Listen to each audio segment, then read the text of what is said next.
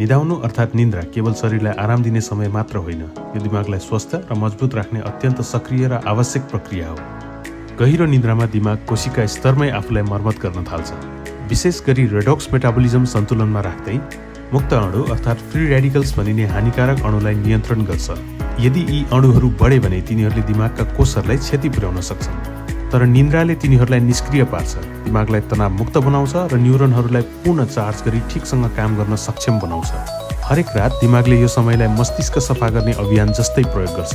यो एउटा अद्भुत प्रणाली हो जसलाई लिम्फेटिक सिस्टम पनि भनिन्छ, जसले हरेक रात सरसफाइ टोली झैं काम गर्छ। यसले बीटा एमाइलोइड जस्ता विषाक्त प्रोटिन हटाउँछ जुन अल्जाइमर रोगसँग सम्बन्धित छ। अनुसन्धानले देखाएको छ जसले गहिरो निन्द्रा पाउँदैनन् वा जसको निन्द्रा बारम्बार बिग्रिन्छ उनीहरूको दिमागमा बीटा एमाइलोइड बढी मात्रा हुन्छ, जसले स्मरण शक्ति घट्ने, डिमेन्सिया बढ्ने जोखिम बढाउँछ। लामो समयसम्म निन्द्रा बिग्रिनाले दिमागलाई चाँडै बुढो बनाउँछ, सम्झने क्षमता वा स्मरण शक्ति कमजोर पार्छ र पार्किन्सन्स वा स्ट्रोक जस्ता रोगको खतरा बढाउँछ। निन्द्रा सोच र सम्झनाका लागि मात्र होइन, मनोभाव अर्थात् मुडको लागि पनि उत्तिकै जरुरी छ। निन्द्रा काटिँदा सेरोटोनिन र डोपामिन जस्ता रसायन असन्तुलित हुन्छन् जसले डिप्रेसन र चिन्ता बढाउँछ। हालैको वैज्ञानिक अनुसन्धानले निरन्तर निन्द्राको कमी र शरीरमा हुने असन्तुलन बीच सम्बन्ध देखाएको छ, जसले मल्टिपल स्क्लेरोसिस वा अन्य न्युरोडिजेनेरेटिभ रोगहरू जस्तै अल्जाइमर्स, पार्किन्सन्स डिजिजलाई अझ गम्भीर बनाउन सक्छ।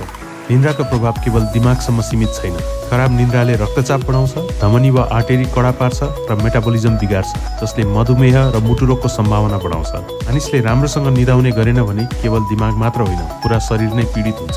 आधुनिक अनुसन्धानले पनि देखाउँछ निन्द्रा पोषण जत्तिकै महत्त्वपूर्ण छ। दुवै नै दीर्घकालीन स्वास्थ्यका आधारस्तम्भ हुन्। जस्तै भिटामिन र पोषिलो खाना नहुँदा शरीर कमजोर हुन्छ, त्यस्तै गरी निन्द्रा नपुग्दा मानसिक अस्पष्टता, भावनात्मक अस्थिरता र रोगहरूको सम्भावना बढ्छ। झन् खराब निन्द्रा र अस्वस्थ खाना दुवै भए त पारस्पर एकअर्कालाई बिगार्छन्। निन्द्रा नपुग्दा शरीरले चिल्लो र मिठो खानेकुराको चाहना बढाउँछ र त्यस्तो खानाले फेरि निन्द्रामा बाधा पुर्याउँछ।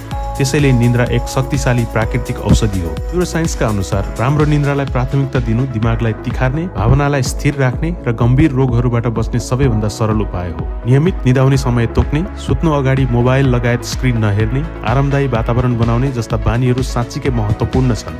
आहार र व्यायाम जत्तिकै गम्भीरतापूर्वक निन्द्रालाई लिने हो भने मानिसले स्पष्ट सोच, ढिलो बुढ्यौली र रोग विरुद्ध बलियो प्रतिरक्षा पाउनेछन्।